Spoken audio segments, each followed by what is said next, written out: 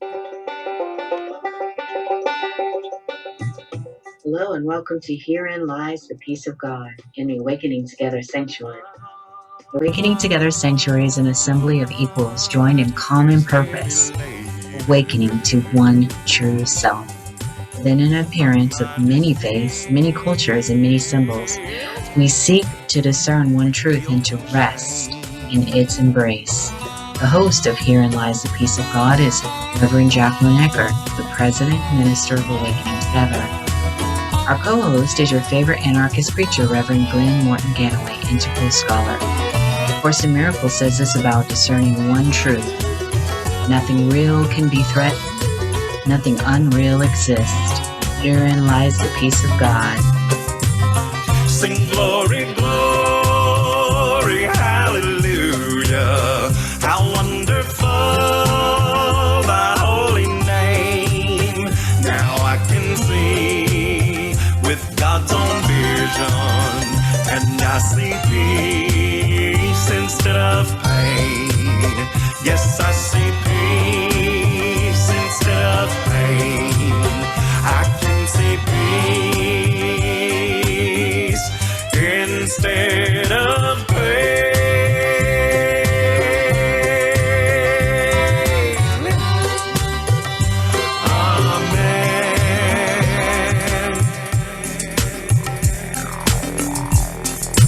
Alrighty, thank you and welcome to Herein Lies the Peace of God. I'm Reverend Glen Ganaway, your favorite anarchist preacher, and I'm here with the president of Awakening Together Sanctuary, Reverend in her own right, and somebody I have begun to learn, began and continue to learn a lot from.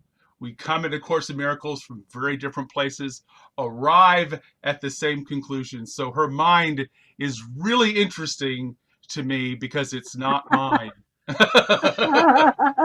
It's like, how'd you get there?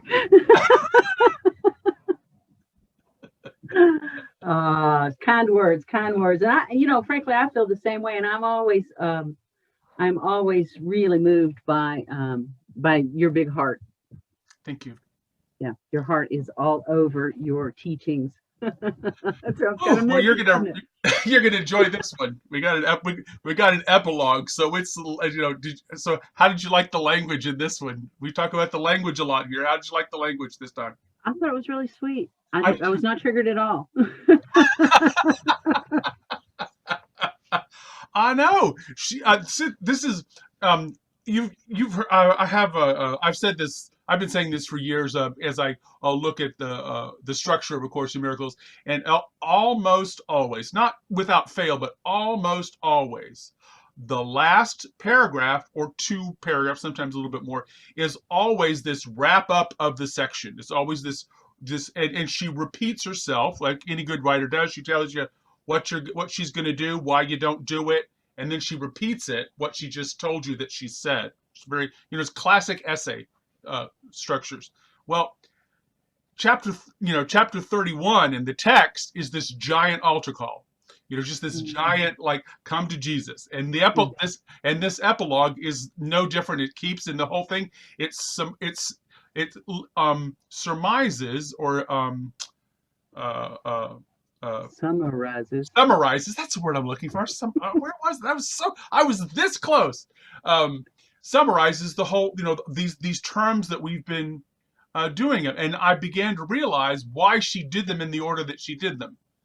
Wow, I'm impressed already. I haven't even heard what you concluded. So, what happened to you this week? Did you, as you were working with the epilogue here, and I think she says the word journey like 5 or 6 times in this section. This week for me has really been one of settling in and really spending quiet time with inner wisdom and just really feeling the depth of this journey on which we have embarked. So it was the perfect end to this epilogue was the perfect end to that kind of week. Mm-hmm. It's beautiful. I had it's kind of talking about a journey. I had my year evaluation at work today. So, uh, the boss comes by your desk and he says, well, the boss, my supervisor, my head of the department comes by my desk and says, Glenn, I'm going to need to see you in about 20 minutes in the conference room.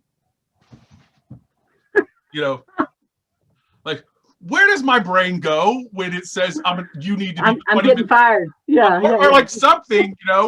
This will be your first disciplinary action. You have one more, and the third one you're out of here. But it wasn't like that at all. See, it wasn't like that at all. See, I temped at this place for a year before they hired me. That's how slow and meticulous the process is with this union. It took me a year to get hired, even for this union. And then a couple months into it, COVID happened. So I went on furlough for 6 months.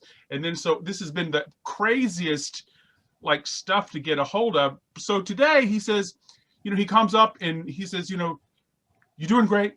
We love everything you're doing. You could definitely do improvement. Here's a raise. Here's a raise.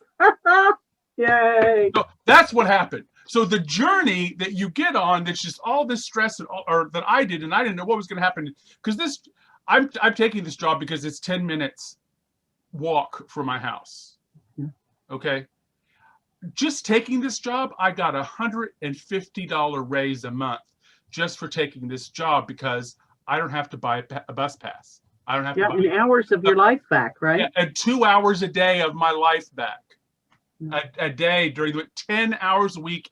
And, so wow. It looks like the journey is just, it's really important to keep looking at it anew, keep being here for the journey.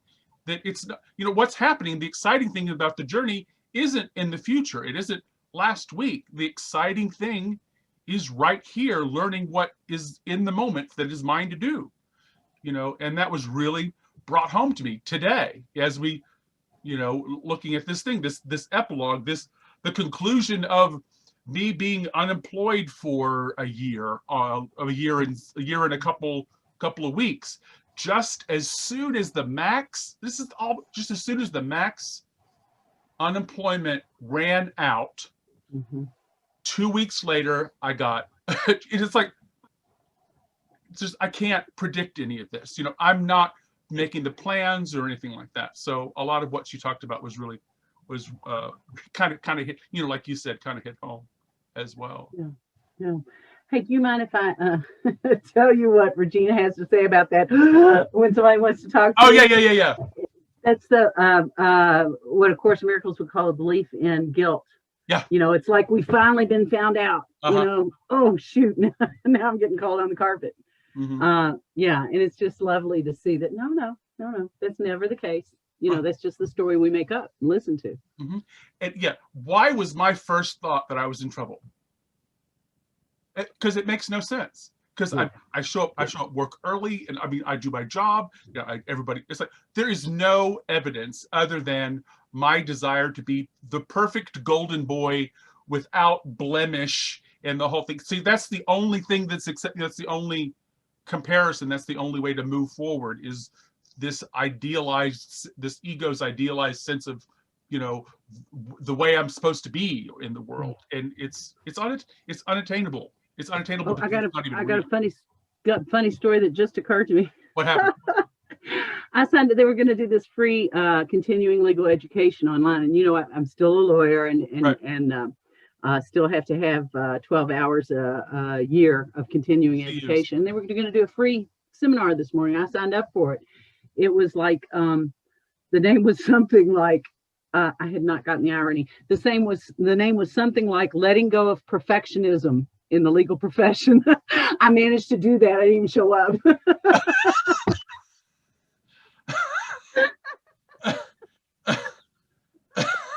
You just can't make this up. No, that's brilliant. It's absolutely brilliant. Down, didn't I? Okay, done. Give me my CUs. Right.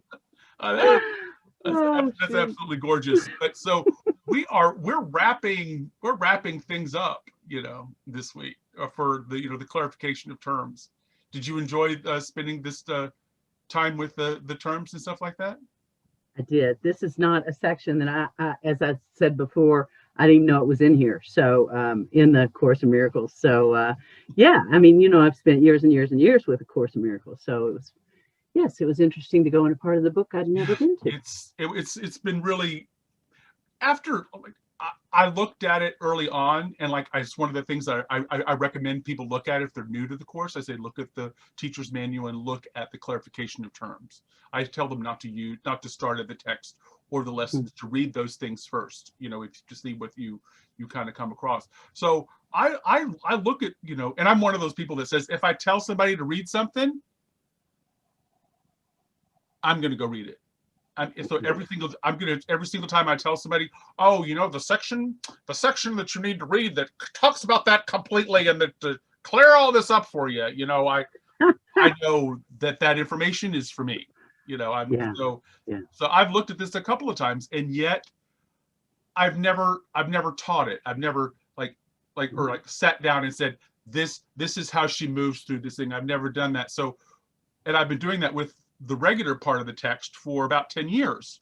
So when I look at these foundational stuff that I've been actually talking from for a long time, it just sort of baked. It's something went baked in. I just got something a little bit more baked in about how to talk about, especially how to talk about A Course in Miracles, but even how different things are connected that I hadn't really put together before. The network, the kind of the web, and the one concept, the nesting of concepts that she does over and over and over. And Glenn, I really appreciate that, because as I'm sitting here hearing you talking about it, I'm really realizing that I really appreciate your holistic approach to life, and it's certainly showing up here, because I'm like, for me everything's standalone.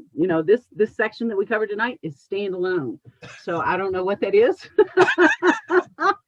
Well, I'll talk to my therapist about it, but I well, that's probably something that served you really well, because as a lawyer, because you can compartmentalize, and you can this concept is only good within these lanes. This is the beginning and the middle and the boundaries of this.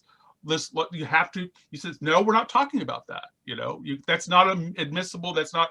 That's true. They call it the four corners doctrine. No, I don't. Tell me what that is. Of the contract. Oh, if it's not in these four corners, then it's not in there. Yeah. Yeah. So how many four corners do you get in 669 pages? Right. So, I'm sure it's covered.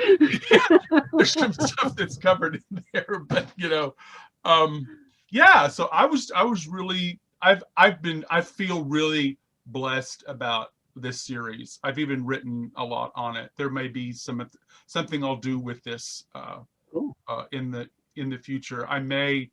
I'm thinking about doing an introduction kind of book or a PDF for the Course in Miracles to make it, to take away some of the preciousness of it, because that's what a lot of people have trouble with, is the, like you've said, is the really overarching language.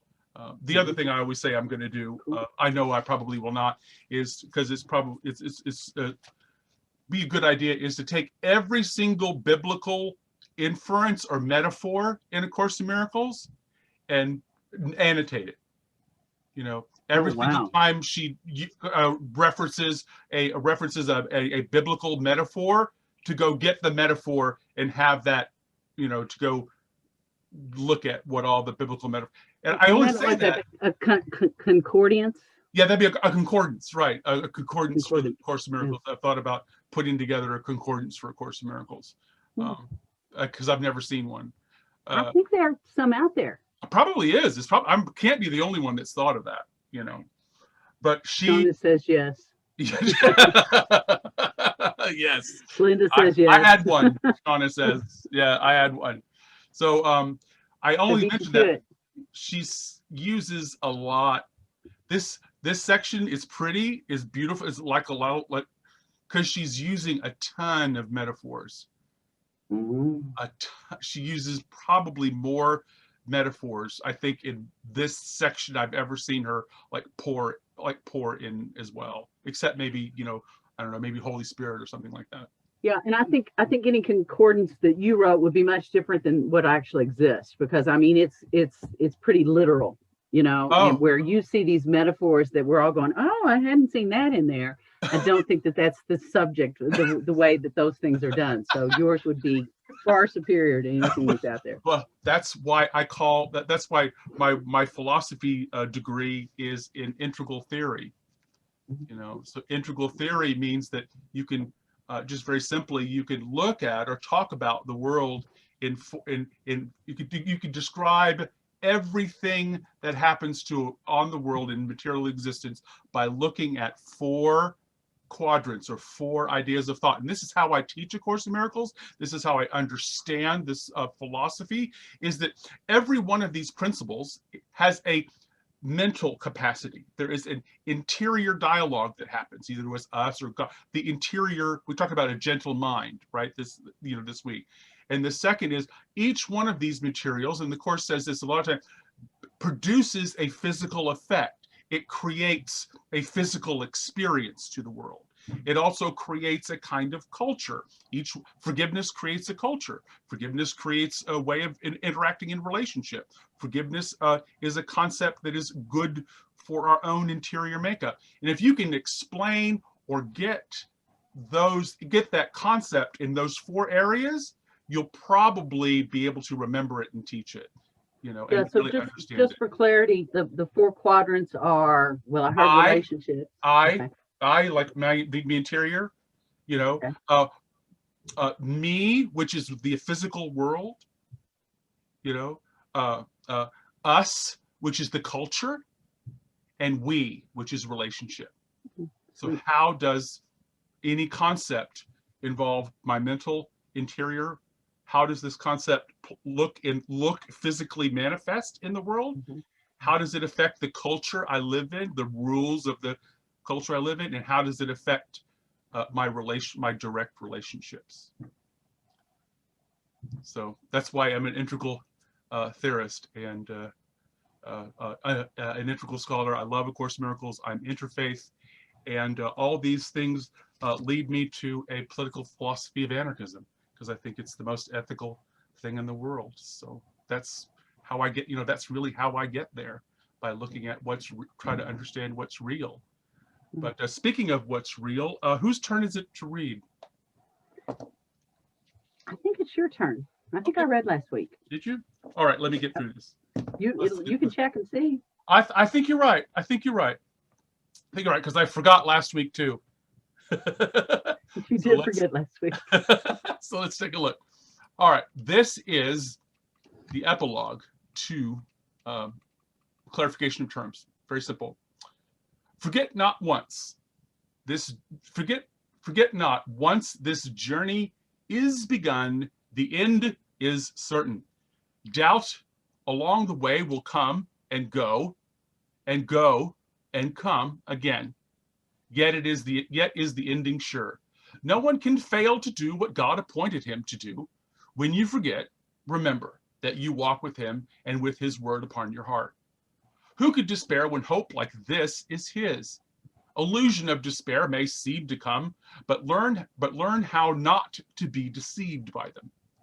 Behind each one there is a reality, and there is God. Why would you wait for this and trade it for illusions, when his love is but an instant farther down the road where all illusions end? The end is sure and guaranteed by God, who stands before a lifeless image, when a step away, the Holy of Holies opens up an ancient door that leads beyond the world. You are a stranger here, but you belong to him who loves you as he loves himself. Ask but my help to roll the stone away, and it is done according to his will. We have begun the journey. Long ago, the end was written in the stars and set into the heavens with the shining ray that held it safe within eternity and throughout all time as well, and holds it still, unchanged, unchanging, unchangeable. Be not afraid. We only start again an ancient journey long ago begun, but seems anew. We've begun again upon the road we traveled on before we lost our way a little while, and now we try again. Our new beginning has the certainty the journey lacked until now. Look up and see the word among the stars, where he has set your name along with his. Look up and find your certain destiny the world would hide, but God's love would have you see. Let us wait here in silence and kneel down an instant in our gratitude to him who called to us and helped us hear his call. And let us arise and go in faith along the way to him.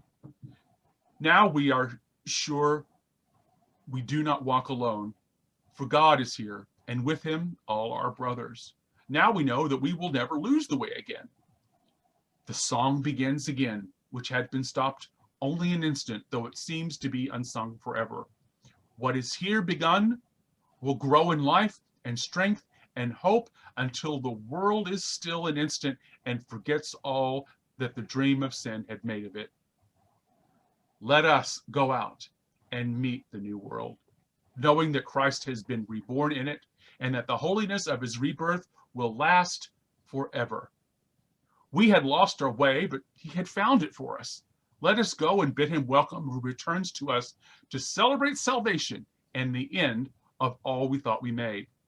The morning star of this new day looks on a different world where God is welcomed and his Son with him. We who complete him offer thanks to him as he gives thanks to us. His Son is still in the quiet God has given him.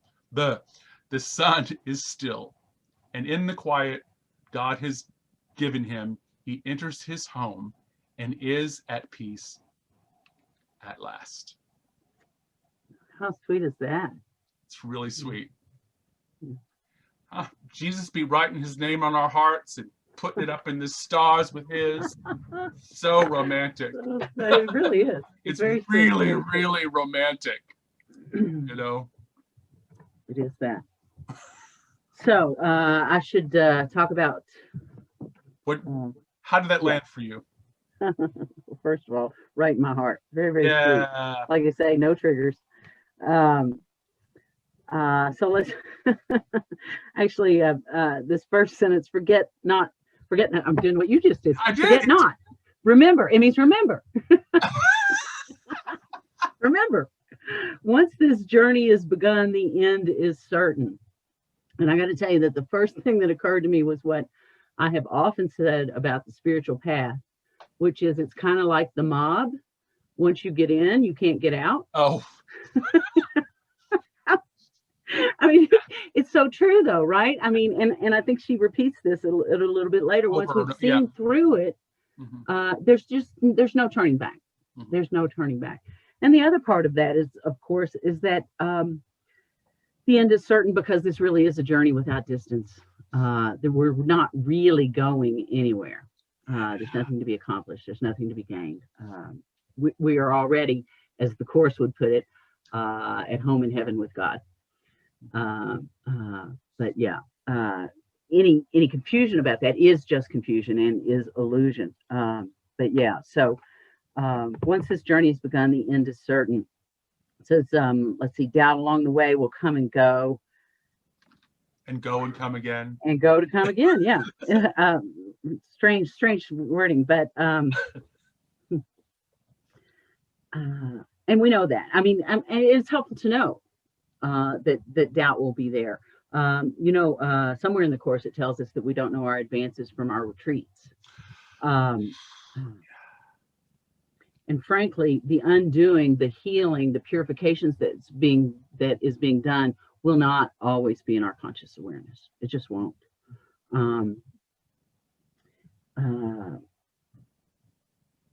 Yeah, it says, yet the ending is sure, no one can fail to do what God appointed him to do.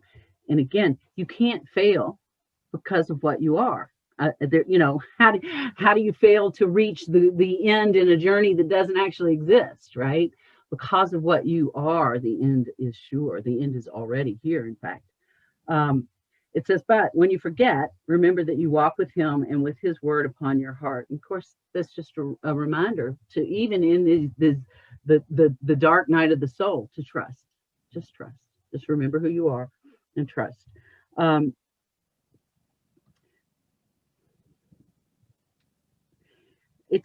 She talks here. Somebody, Jesus, somebody says, illusions of despair may seem to come, but learn how not to be deceived by them. And these illusions of despair, note that they're illusions of despair. Who despairs, right? Mm-hmm. It's the little s self, or the I thought, that despairs. And well, it should, because we're getting rid of that, right? Because its end is near. But that despair is not your own. That despair is not the truth. And it says, learn how not to be deceived by them. And again, it's this reminder to remember who you are. It's this reminder to use discernment. Whose messages am I going to listen to? It's like the two evaluations, right? Am I going to listen to the Holy Spirit's evaluation of me, or am I going to listen to ego's evaluation of me? And ego's the one that's going, oh my God, where are we going? This is going terrible. You're doing an awful job of this, Jacquelyn. I mean, that's ego, right? And it's just not necessary, again, because of who we are. And that's why we have to use discernment to know which of these messages are valuable for us to listen to based upon their source. And it says, these illusions of despair, behind each one, there is reality. Behind each one, there is reality, and there is God.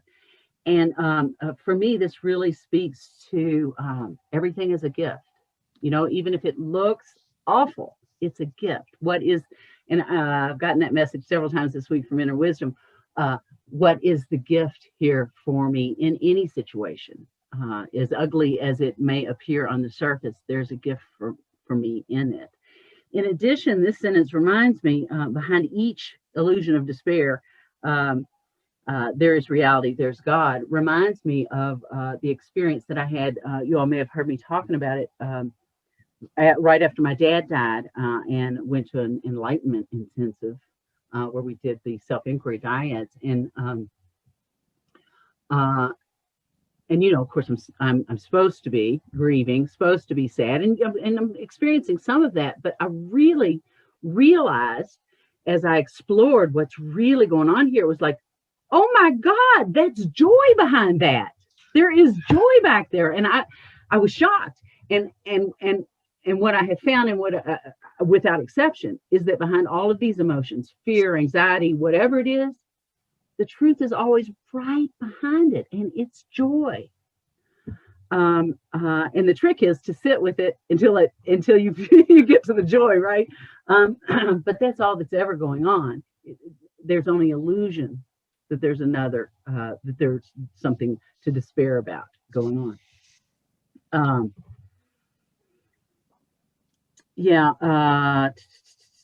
Let's see what else this says.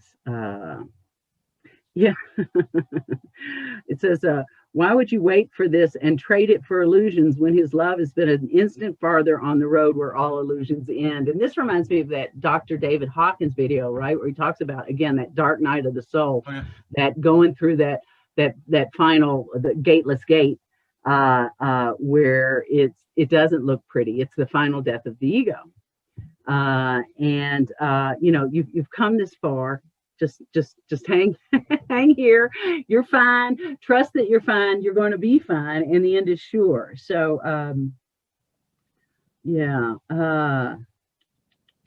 let's see. And then this in the second paragraph, it says, long ago the end was written in the stars, heavens with a shining ray, that held it safe within eternity and through all time as well, and holds it still. Unchanged, unchanging, unchangeable. And I mean, and this is clearly a reference to the absolute. Mm-hmm. What else is unchanged, unchanging, and unchangeable? So this is if you've done Regina's 4 principles, right? This is the first principle of God, right? Moving from pure consciousness into the absolute. That's the end game, if you will. I appreciated in the third paragraph. She says, "Our new beginning has the certainty that the journey lacked till now." And I don't know if that's true for everybody. I know it's true for me. That it's very, very clear to me that that the end is certain. Yeah. I'm interested, though, to hear what you have to say about this paragraph in a moment. I really am. Sure. Because I thought that our new beginning stuff was interesting, but I'm sure you will talk to us about that. If you don't, then we'll bat it around a little bit. Sure. Again, here in the fourth paragraph, she says, now we know that we will never lose the way again. And it's again that, once you get in, you can't get out type of idea. We really have come too far. We have seen through the matrix. So, we can't, clasp our hands over our eyes tightly. It just doesn't work anymore. It just doesn't work anymore. And then that final line, what is here begun will grow in life and strength and hope until the world is still an instant and forgets all that the dream of sin had made of it. I said that's the final paragraph. It's not. But anyway, paragraph 4. And it's like I said, really, Inner Wisdom has been working with me to really take the time, to take the pause before I take any action, to spend more time in meditation, to really immerse myself in spirit. And that's what I hear in this sentence, until the world is still an instant. And it's only by, focusing on that stillness that we do realize the truth of our being. Focusing on thought is what creates the world of the 10,000 things. And so it's this being still an instant is, it's self-realization. It's ultimately. And then in paragraph 5, excuse me, she says, let us go out and meet the newborn world, knowing that Christ has been reborn in it. And of course, this newborn world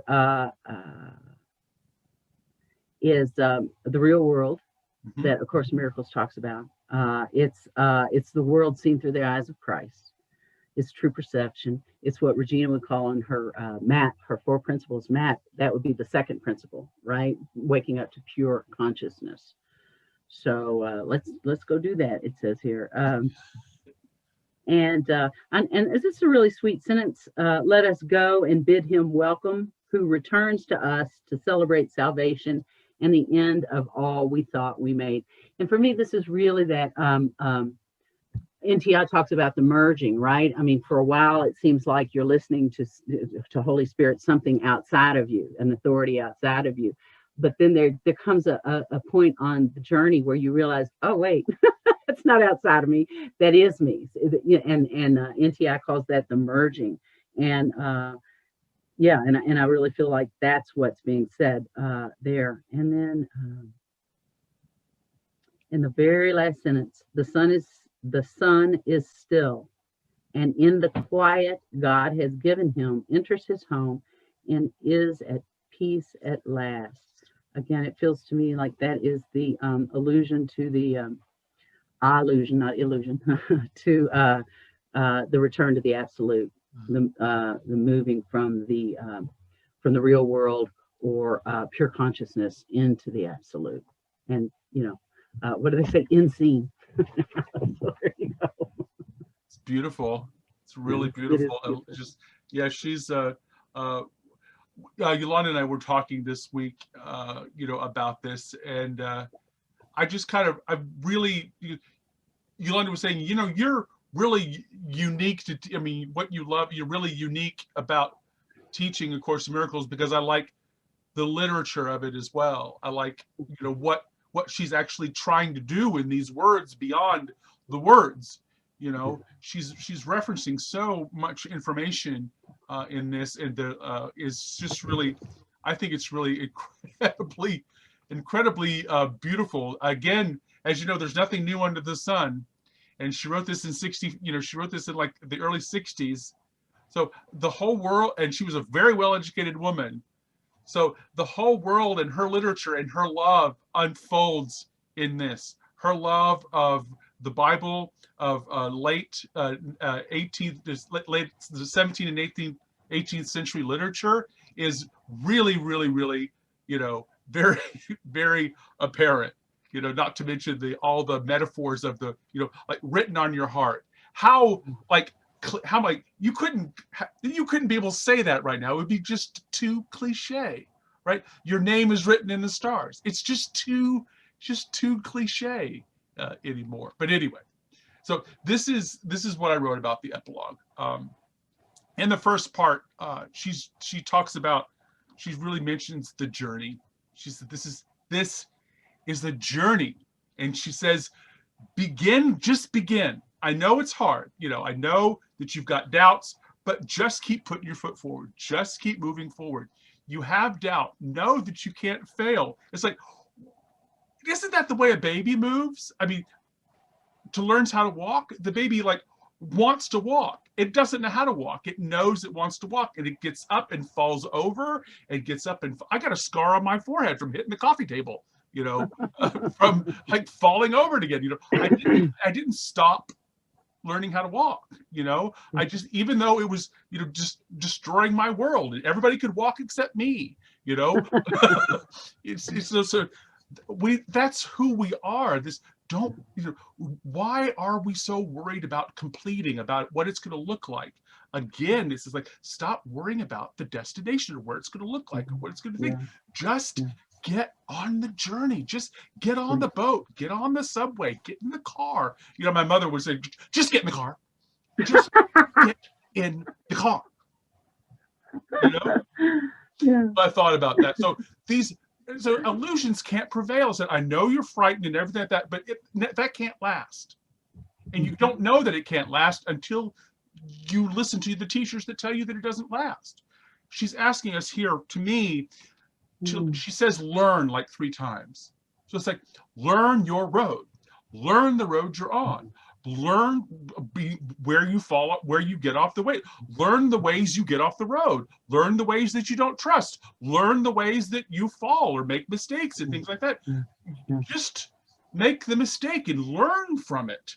Don't be afraid of learning from it, because that's how we're gonna work here.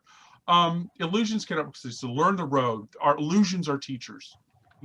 Even when we fail, it points to our good. It points to the direction of our good, even when we fail. So this other aspect she talks about in the first couple paragraphs is relationship and a request to identify as eternity. A request to identify as the eternal. And what I hear you say is you're using the word absolute. Learn to see yourself and identify yourself with the absolute. And the way, so she uses this idea of eternity always with relationship. She says the Holy of Holies is going to open a door for you. Okay, apparently there's a road and a door, but I can't open it.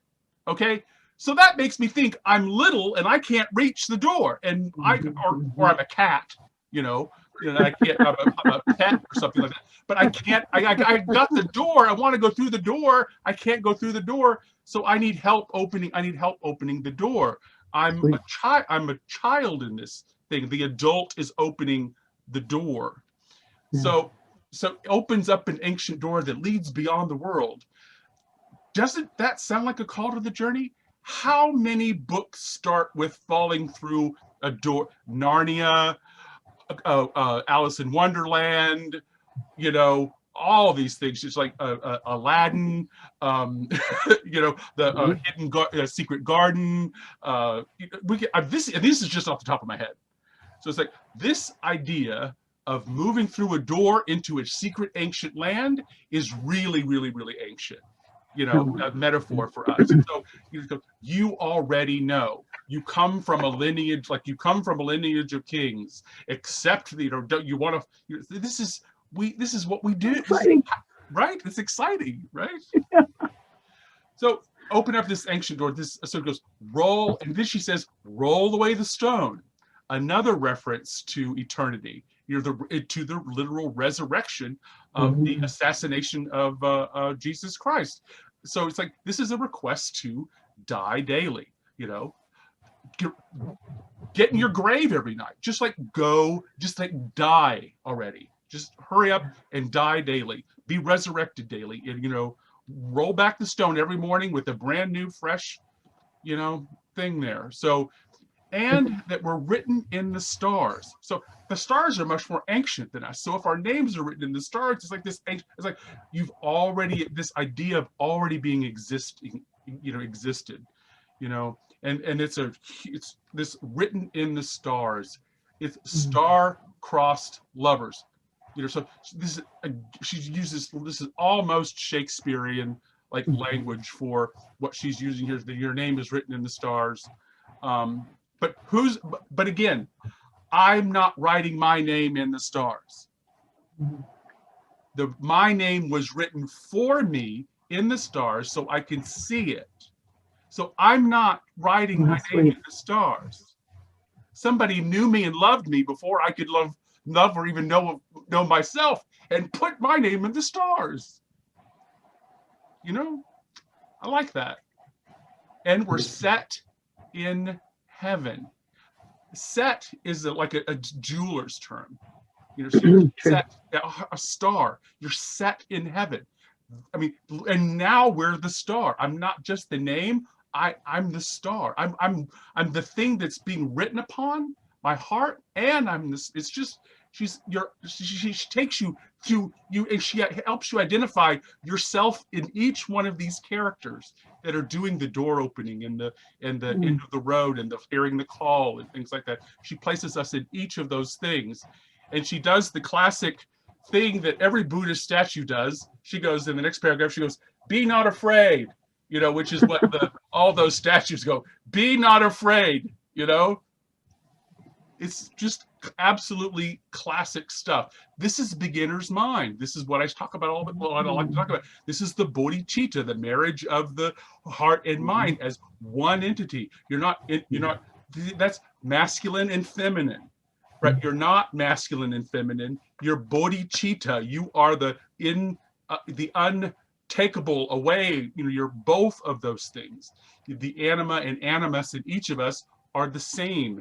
We both have brains and hearts. She says again, let me get my start again, begin again, try again. She says all that in that first paragraph. Just start again. Okay, you failed, you don't know, just start again. Begin again. Each time, do it again. Each time, just do it again.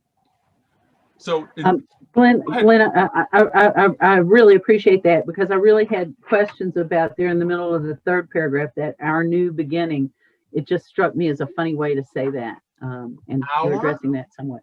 Now you aren't going it alone anymore. We're going to do it. You aren't going to do this anymore. We're going to do it. Yeah, sweet. So she says. So she goes, this idea of learning again comes up. And this is about, to me, it's about learning what is ours to do. She calls this an ancient journey, but that we've lost our way and that we need a new beginning. This is the constant, and again, it's about relationship. Something has set our name in the stars with his. It's a very romantic idea. And she says, look up. Look up. Look up and find your certainty and find your certain destiny. God would have me see.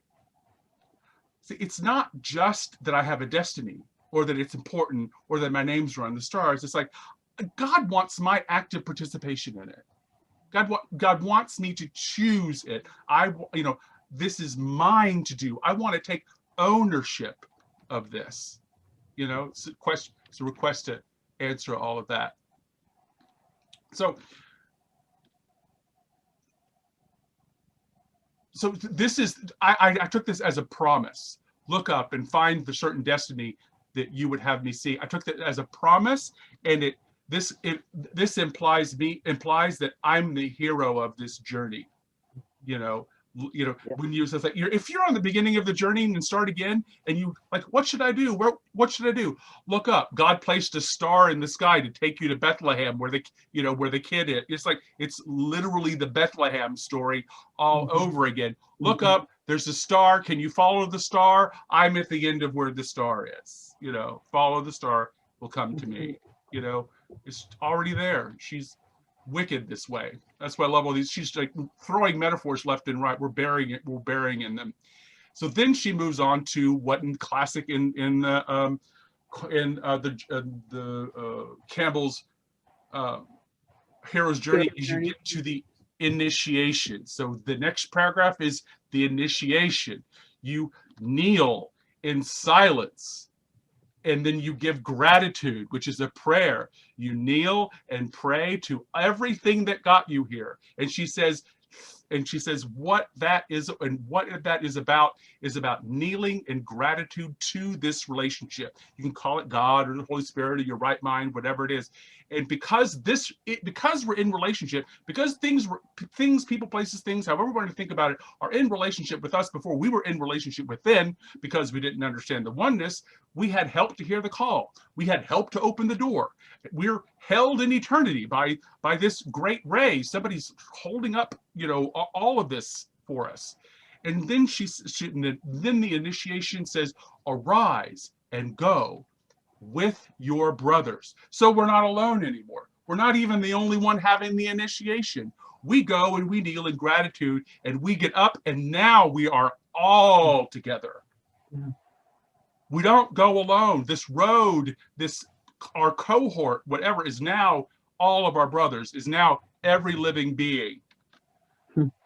So arise and go with all of our brothers. And she says, arise and go, to never lose your way again. And that is an offer to, if you won't leave your brothers, you won't get lost. She says, you wake up and everybody's there, and you never have to lose your way again. You can, but you'll wander off from the group. It'll mean that you left the oneness. It means you left the cohort or the group or whatever like that. And now you have to do it alone. That's how you get lost. And we hear the song, and we remember it, but it feels like we haven't heard it in forever. But if we answer the call, if we answer this song, then it grows in life and strength and hope. And that we can, and this strength and hope leads us to a certain destiny. I don't know about you, but I have not been certain about very, very, very, very many things in my whole life, much less my destiny. Certain destiny in A Course in Miracles is right up there with perfect happiness, right? Perfect happiness. I'd never heard those words put together before A Course in Miracles. You know, God, you know, is by perfect, God's will for me is perfect happiness. That really struck me. And I hear this idea of certain destiny as the same way. And she says, forget all that the dream of sin has made. Look what the world has done to your call, what you want to do, and your talents and your interests and your loves, and what has the world done to your call. It's called it wrong and bad, or not enough, and a little, and ineffectual. And if you can really look and say, this is who I am, and this is what the world does to this, would you really choose it? No. But you can't see what the other is. So doesn't even look like you've got a choice. Mm-hmm. We see that in the real world all the time. He goes, wake up, be real. What it means is, get cynical and all of that. So she says in the very last paragraph here, she goes, let us go out and meet the new world.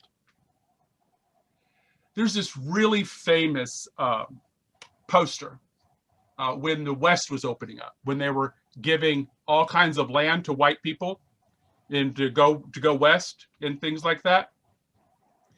There's this really famous poster that Columbia, like the Statue of Liberty, the Columbia, with the Columbia pictures of the girl with the thing, she's walking across the West a flag, and it says, he goes, discover a newborn world on the poster about West. And it's like, it's newborn for who?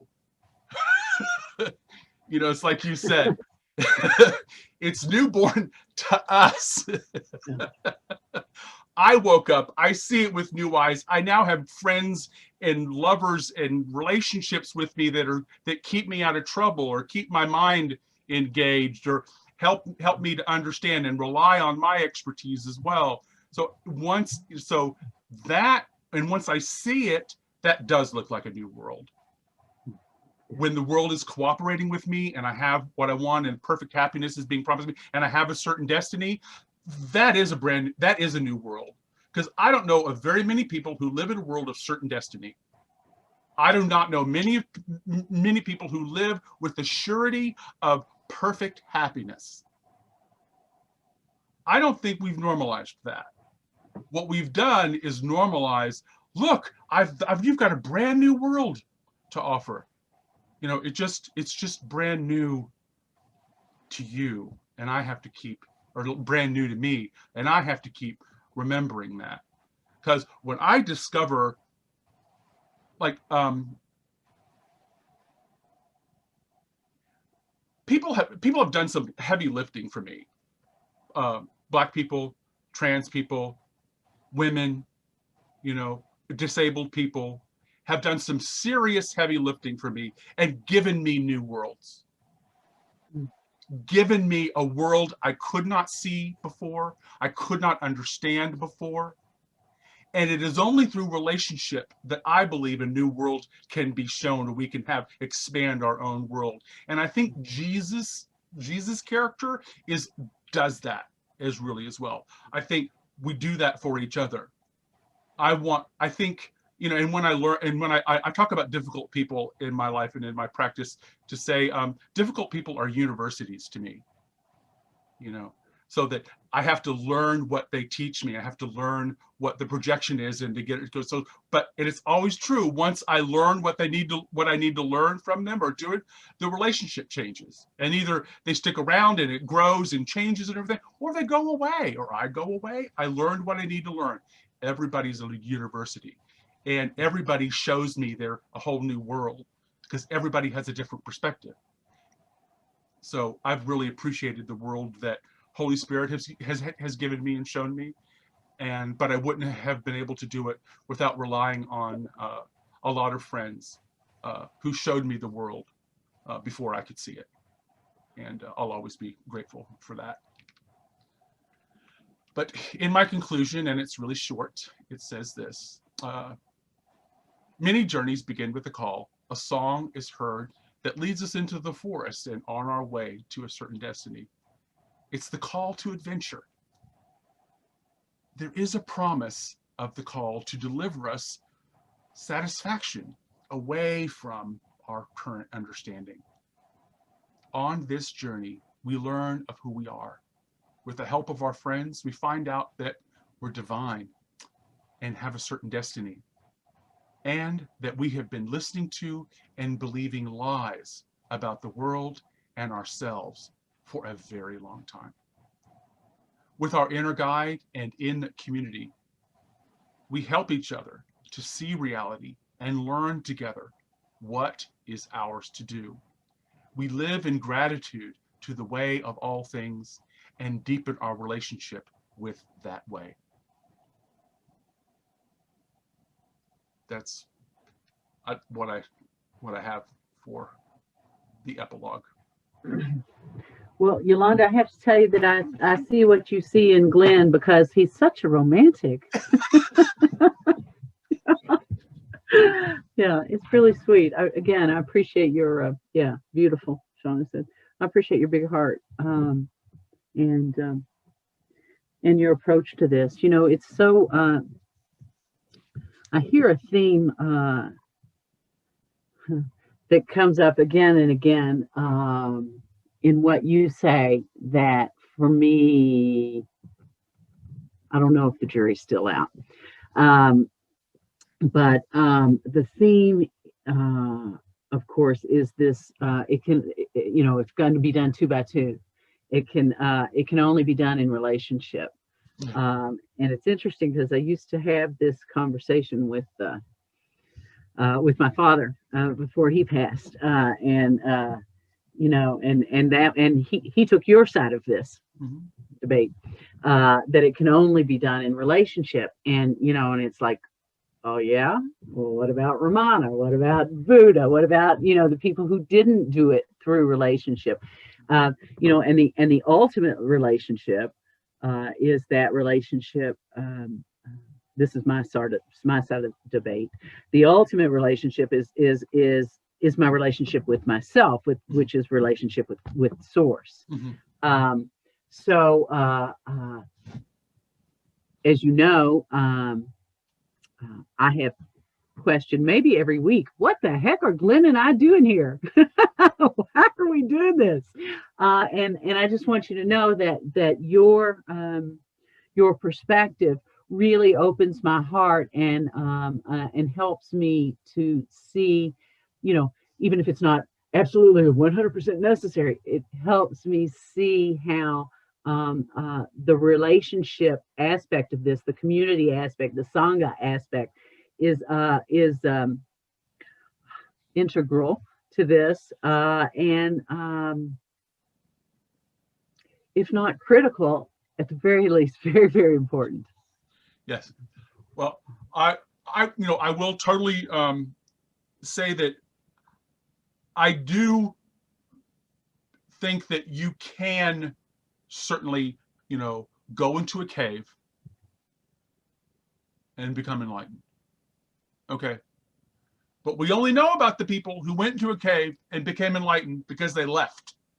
And because they came back out and told they came out and they talked to some people. So good point. I like what Adyashanti says about enlightenment. Because there's no good reason. Because enlightenment doesn't offer you anything. It's so in that reason, you can't make a case for enlightenment or to waking up or whatever new the next term is that has to be throw all this spiritual language on the bonfire every couple of years, But I just know that's worked for me. I love to meditate. I've been on silent retreats. I've done long meditation. I know how to. I've taught meditation. I'm a certified meditation teacher for Lord have mercy. I can do some meditation for you. I can teach you like in 4 or 5 different ways. I could even give you the Pali origins of the word vipassana. So that's I know. This is like so I can really but even when I'm alone, the quality of my presence, even when I'm alone, is not the alone feeling that I've had in the past. That it goes, you get along this journey and you're just not as afraid as you were before. This certainty that you were talking about. We're more sure now than we were. Meditation has given me that surety, but only because I moved out of this, for me, petty sort of relationship small r, where you're over there and I'm over here and I'm giving you change and you're giving you this for $1, and that's this small r relationship. That's certainly okay, but I don't want and do small r relationships anymore. I'm really willing. Put it on my legs. I'm really. Hey, Connie and Ellen, nice to have you here. Go ahead, Glenn. No, this is like the only pushback I will have is what I mean by relationship isn't necessarily 2 human bodies looking and being with each other in physical relationship. I think it's this idea. What love is you need the loving, the lover, and the love itself, the Father, the Son, and the Holy Ghost. That's us. That is a relationship. You're a relationship. She talks about, you've got a split mind. You got an upper mind and a lower mind, and you got a past self and a future. You look. How many voices do you have running through your head? I know I have more than one. Yeah. So I'm in relationship. So that's the only pushback I'll give you to, oh yeah, I have an outline I'll send you. But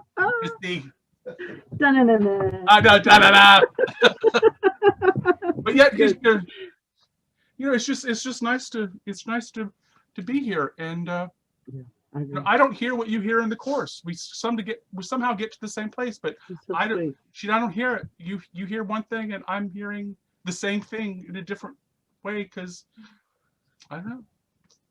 Very sweet. Thank you. And then next week we're going to begin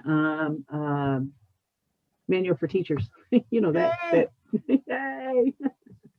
So we love you guys. Thank you all for being here to join us. Yep. And Glenn is glad you're feeling better, George.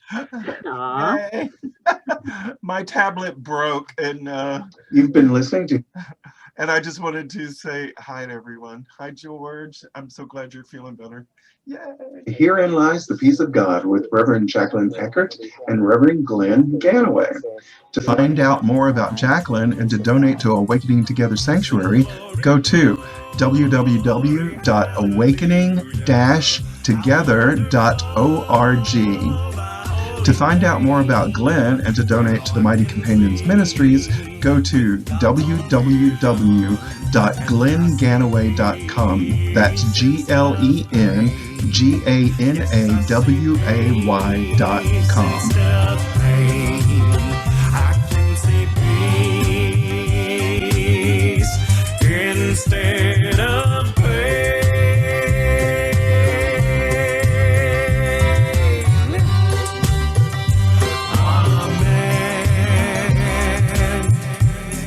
Thank you, everybody, and we'll see you in the room. Be doggies. Be doggies.